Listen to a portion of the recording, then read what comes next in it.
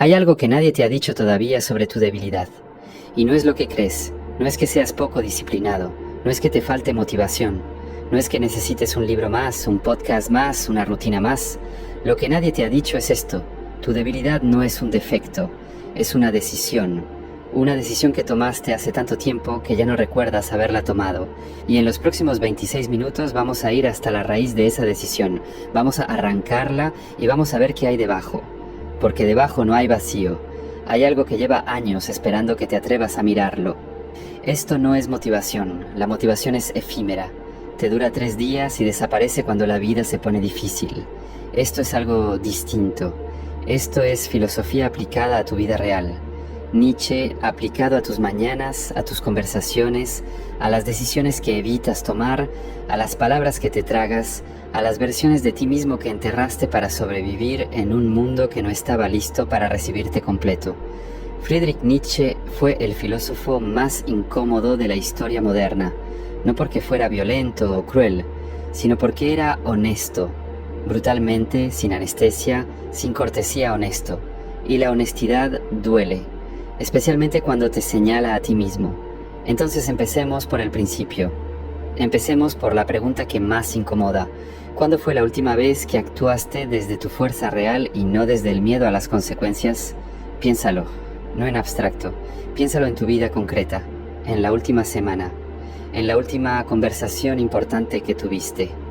¿Dijiste lo que realmente pensabas o dijiste lo que calculaste que el otro quería escuchar? ¿Tomaste la decisión que sabías que debías tomar? ¿O esperaste un poco más porque esperar siempre parece más seguro? Nietzsche tenía un nombre para eso. Lo llamaba la moral del rebaño. Y decía que era la trampa más sofisticada que la sociedad había inventado jamás. No porque te encadene con hierro, sino porque te convence de que las cadenas son tuyas, de que tú elegiste ponértelas, de que es lo correcto, de que es lo bueno, de que quien no las lleva es un peligro, un egoísta, alguien que no entiende cómo funciona el mundo. Pero aquí está la verdad que Nietzsche vio con una claridad aterradora. El mundo no te enseñó a ser bueno, te enseñó a ser obediente. Y confundiste las dos cosas. Ser bueno y ser obediente no son lo mismo. Uno viene de adentro, el otro viene del miedo. Y aquí es donde empieza todo. Aquí es donde empieza tu debilidad.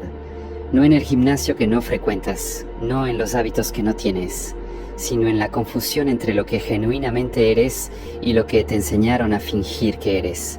Nietzsche escribió algo que parece simple, pero que, si lo dejas entrar de verdad, puede cambiar cómo te ves a ti mismo para siempre. Dijo esto: el individuo siempre ha tenido que luchar para no ser aplastado por la tribu. Si lo intentas, a veces estarás solo, y eso a veces parece el precio de la libertad. Pero es mejor ser solo y libre que aplastado y en compañía. Hay algo en esa frase que duele porque es verdad. Porque en algún lugar de tu historia, en algún momento preciso que quizás no recuerdas con claridad, aprendiste que ser tú mismo costaba demasiado. Aprendiste que si hablabas de más, la gente se alejaba. Que si brillabas demasiado venía el castigo. Que si decías no, venía el rechazo. Y entonces hiciste lo que cualquier ser humano inteligente hace cuando aprende que algo duele.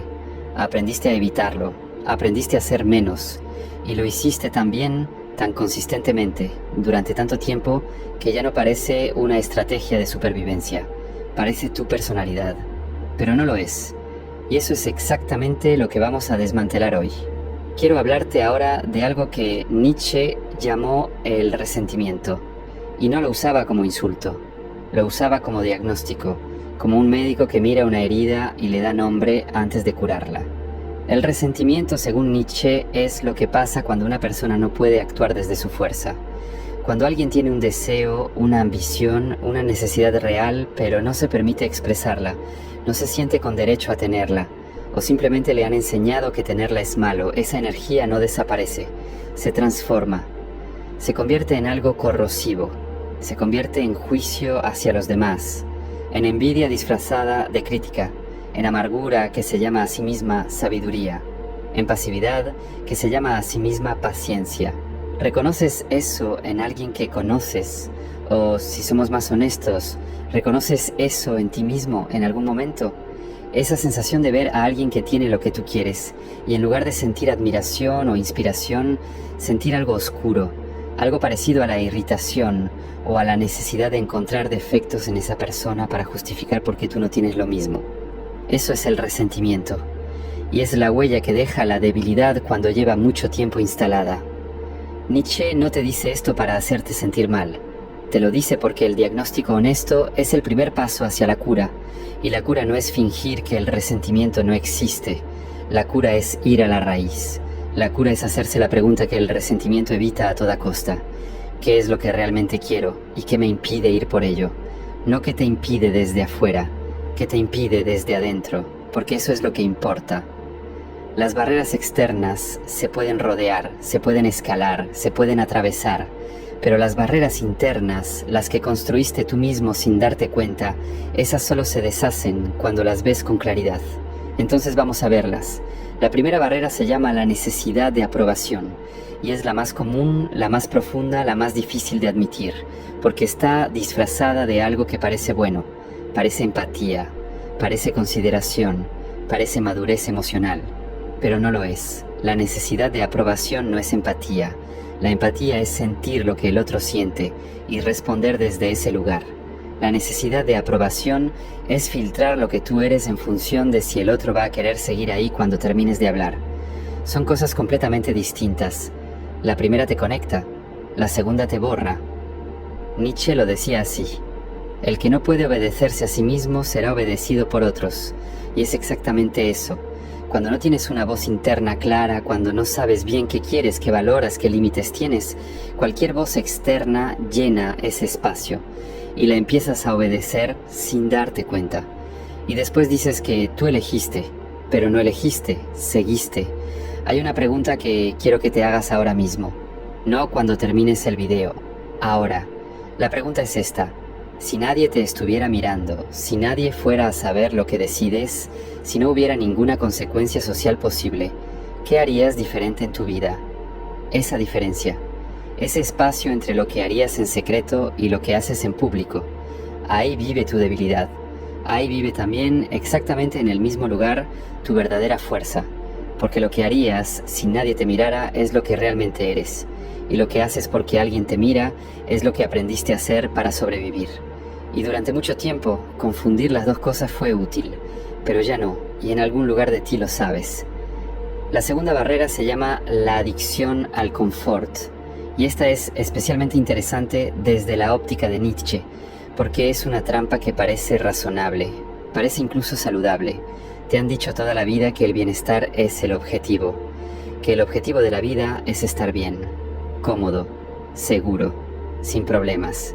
Y Nietzsche llega y dice: no, eso es precisamente lo que te mata por dentro, no porque el confort sea malo en sí mismo, sino porque cuando el confort se convierte en tu objetivo principal, cuando empiezas a organizar toda tu vida para evitar la incomodidad, empiezas también a evitar todo lo que te hace crecer, porque crecer incomoda, siempre. Cada vez que aprendiste algo verdaderamente importante, fue incómodo. Cada vez que te convertiste en una versión mejor de ti mismo, pasaste primero por una versión más inestable, más expuesta, más vulnerable. No hay otro camino. Nietzsche lo llamaba la voluntad de poder, y la mayoría de la gente malinterpreta ese concepto. Cree que habla de poder sobre los demás, de dominio, de control. No es eso. La voluntad de poder en Nietzsche es la voluntad de convertirte en más de lo que eres, de expandirte, de superarte, no de vencer al otro, de vencerte a ti mismo, de la versión limitada que decidiste ser para encajar, para ser aceptado, para no molestar. Y esa voluntad de poder vive en ti ahora mismo. No la has perdido, la has reprimido. Está debajo del confort, debajo de la comodidad, debajo de la rutina que repites, aunque sepas que no te lleva a ningún lugar nuevo. ¿Cómo se activa? Con una sola decisión. La decisión de elegir deliberadamente la incomodidad en lugar de huir de ella. No toda la incomodidad, no el sufrimiento sin sentido, sino la incomodidad que sientes cuando estás a punto de hacer algo que importa. Esa tensión que aparece justo antes de la conversación difícil, justo antes de tomar la decisión grande, justo antes de mostrarte sin filtro. Esa tensión no es una señal de que algo está mal. Es una señal de que estás en el borde de lo que eres ahora mismo y lo que puedes llegar a ser. Y la única manera de cruzar ese borde es atravesarla. Hablemos ahora de algo que quizás no esperabas que tocáramos. Hablemos del dolor. No del dolor físico, del otro, del que no se ve pero se carga. Nietzsche fue un hombre que conoció el dolor desde adentro. Vivió con migrañas devastadoras durante décadas. Perdió relaciones importantes. Fue incomprendido, ignorado, ridiculizado en vida. Pasó los últimos años de su existencia en un estado de colapso mental que los historiadores aún debaten. Nietzsche no escribió sobre el sufrimiento desde la teoría. Escribió desde la experiencia, y lo que dijo sobre el sufrimiento es una de las ideas más poderosas de toda la historia de la filosofía occidental. Dijo que lo que no te mata te hace más fuerte. Pero eso que conoces como frase motivacional vacía era para Nietzsche algo mucho más profundo. Era una descripción de cómo funciona el ser humano cuando elige no rendirse. Porque el sufrimiento por sí solo no hace más fuerte a nadie. El sufrimiento que se lamenta, que se repite como historia de identidad, que se usa para justificar el estancamiento, ese sufrimiento no construye nada. Ese sufrimiento solo construye más sufrimiento. Lo que construye es esto, el sufrimiento que se atraviesa con los ojos abiertos, el dolor que ves, que entiendes, que no niegas, pero al que tampoco le das el poder de definirte. Esa es la alquimia que Nietzsche describe. No convertir el dolor en alegría, sino convertir el dolor en materia prima, en combustible, en la razón por la que ahora eres alguien que el dolor no puede detener. ¿Sabes qué pasa cuando un hueso se rompe y sana correctamente? El punto donde se fracturó se vuelve más denso que el hueso original, más difícil de romper. El cuerpo compensa, refuerza, aprende. Lo mismo pasa con la psicología humana cuando elige no victimizarse. El punto de la fractura se vuelve el punto más resistente. Pero la palabra clave es elegir. Nadie puede quitarte el dolor, pero tú decides qué haces con él. Nietzsche decía que las personas se convierten en sus propias prisiones, no porque la vida los encadenara, sino porque encontraron en la cadena una identidad. Y una identidad, aunque sea una identidad de víctima, es mejor que no tener ninguna identidad en absoluto. Eso es lo que el cerebro decide cuando nadie le ofrece algo mejor. Entonces la pregunta no es ¿qué te pasó? La pregunta es ¿quién decidiste ser a partir de lo que te pasó? Y si la respuesta que tienes ahora mismo no te satisface, si la persona que ves en el espejo cuando eres completamente honesto no es la persona que en algún rincón de ti sabes que podría ser, entonces esto es el momento, no mañana, no cuando las condiciones estén perfectas, ahora, porque las condiciones nunca estarán perfectas. Esa es otra de las ilusiones que la debilidad usa para mantenerte donde estás. Quiero hablarte ahora de algo que Nietzsche llamó el eterno retorno. Es uno de sus conceptos más profundos y también el más mal entendido. El eterno retorno no es una teoría científica sobre el tiempo. Es una prueba de la vida que estás viviendo. La pregunta es esta: si tuvieras que vivir esta vida exacta, con exactamente estas decisiones, estas conversaciones, estos hábitos, estos miedos, esta manera de tratarte a ti mismo, si tuvieras que repetirla infinitas veces sin cambiar nada, ¿la elegirías? Si la respuesta es sí, entonces estás viviendo en alineación contigo mismo. Si la respuesta es no, entonces hay algo que sabes que necesita cambiar y lo has sabido durante más tiempo del que quieres admitir. El eterno retorno no es un castigo, es un espejo. Es la pregunta más honesta que puedes hacerle a tu propia vida. Y la mayoría de las personas la evitan porque tienen miedo de la respuesta. Pero tú ya no le tienes miedo, porque llevas varios minutos aquí, dejando que estas ideas te toquen en los lugares donde normalmente no dejas que nada entre. Y eso requiere una clase de valentía que mucha gente nunca desarrolla. Ahora viene algo importante. Hemos hablado de las raíces de la debilidad. Hemos hablado de la necesidad de aprobación, de la adicción al confort, del dolor convertido en identidad. Pero también necesitamos hablar de algo más concreto. Necesitamos hablar de cómo vives en el día a día. Porque la filosofía que no cambia cómo vives es solo entretenimiento intelectual. Y esto no es entretenimiento, esto es una intervención. Hay 3 hábitos cotidianos que alimentan la debilidad de maneras que la mayoría de la gente nunca ve, no porque sean obvios. sino porque están tan normalizados que ya no los cuestionamos. El primero es la forma en que empiezas el día, no el detalle del teléfono o no teléfono, eso ya lo sabes. El problema real es más profundo. La mayoría de la gente empieza el día en modo reactivo. Empieza respondiendo al mundo antes de haber establecido quién es ella misma en ese día. Empieza siendo una antena que recibe en lugar de una fuente que transmite, y eso establece el tono del día entero.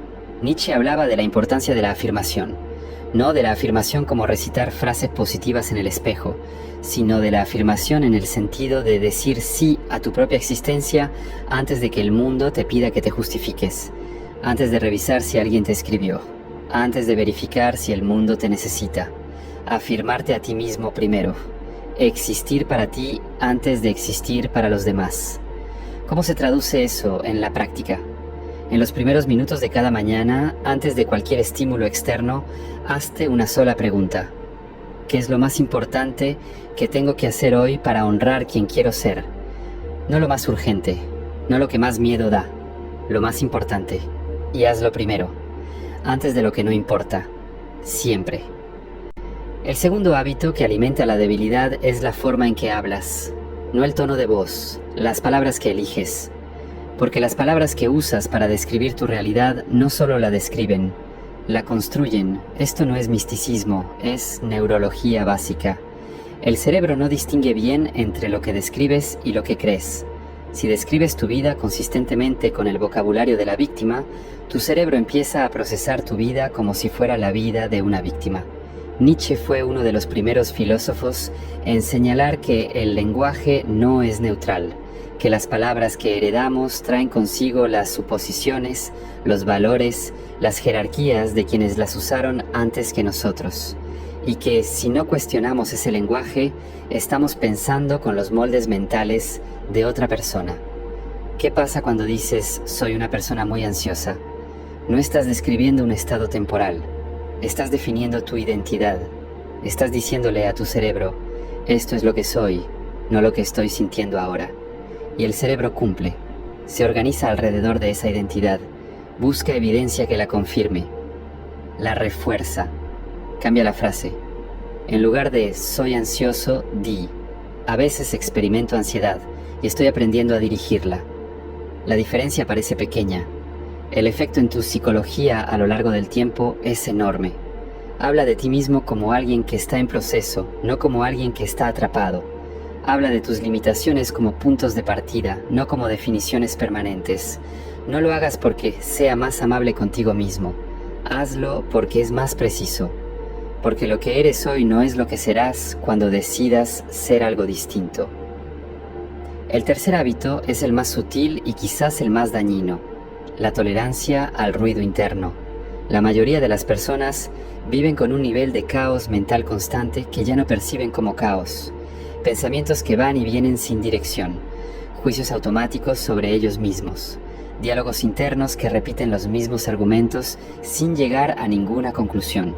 Y ese ruido, esa interferencia constante, consume una cantidad enorme de energía sin producir nada. Nietzsche hablaba de la voluntad como de un músculo psicológico. La voluntad, la capacidad de decidir y actuar desde un lugar de intención real, se debilita cuando se gasta en conflictos internos no resueltos. Cada vez que te dices que vas a hacer algo y no lo haces, cada vez que tomas una decisión y después la cuestionas en lugar de ejecutarla, cada vez que te prometiste algo y lo incumpliste en silencio, eso drena la voluntad. La solución no es perfecta autodisciplina. La solución es claridad. Cuando sabes con precisión qué quieres y por qué lo quieres, las decisiones se vuelven más fáciles porque tienen un marco de referencia.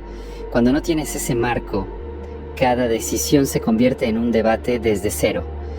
Por eso Nietzsche insistía tanto en los valores propios.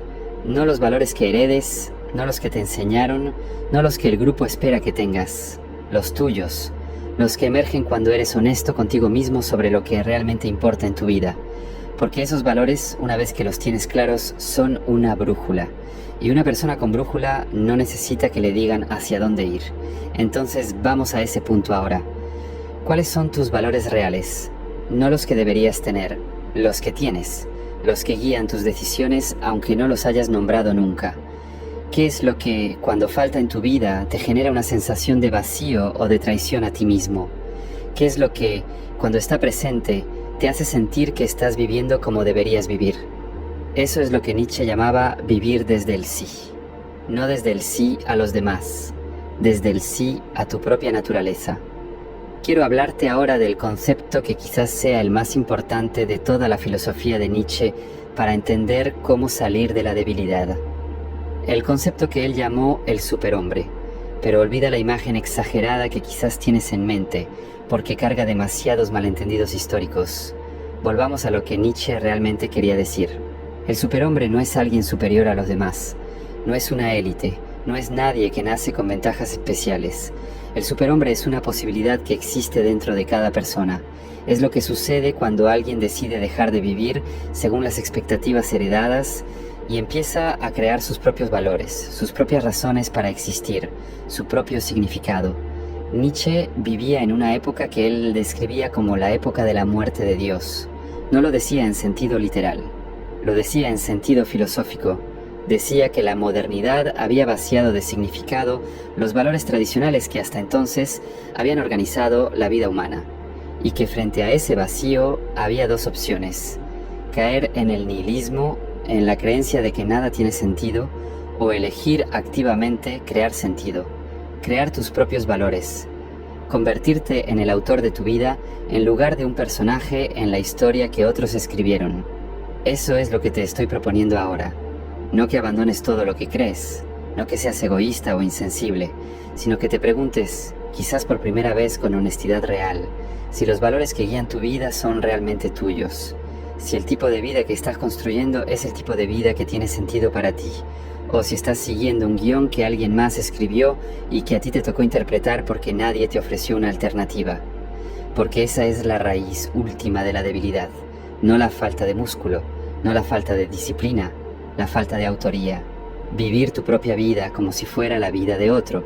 Y la fuerza real que Nietzsche describe y que tú ya conoces en alguna versión de ti mismo, esa fuerza emerge exactamente cuando dices: esta es mi vida, este es mi cuerpo, esta es mi mente, este es mi tiempo, y voy a usarlos de acuerdo con lo que yo decida que importa, no de acuerdo con lo que le parece bien al grupo, no de acuerdo con lo que evita el conflicto, no de acuerdo con lo que es más seguro, de acuerdo con lo que es verdadero para mí. Eso no es arrogancia, es el mínimo de respeto que le debes a tu propia existencia. Antes de llegar al cierre, quiero darte algo concreto que puedas usar hoy, no mañana, hoy. Hay una práctica sencilla que viene directamente del pensamiento de Nietzsche sobre la superación del yo. Puedes llamarla el examen del atardecer. Cada noche antes de dormir, hazte 3 preguntas. Primera, ¿hubo un momento hoy en que cedí cuando no debía haber cedido?